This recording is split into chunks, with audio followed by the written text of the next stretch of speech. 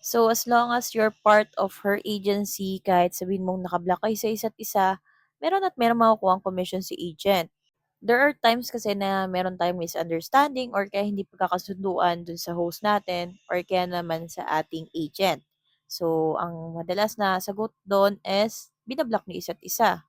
Pero kahit po kayo po ay naka-block, okay, meron pa rin po kayong makukuhang commission po doon sa host niyo na yon.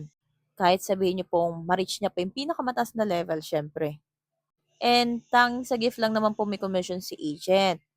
Yung commission niya pa po na yon is nakadepende pa po sa commission ratio na meron siya. So, in short, hindi naman gano'n kalaki rin yung commission na nakukuha ni agent. Regarding naman po sa application of quitting, of course, kailangan magpapayag talaga si agent, ha?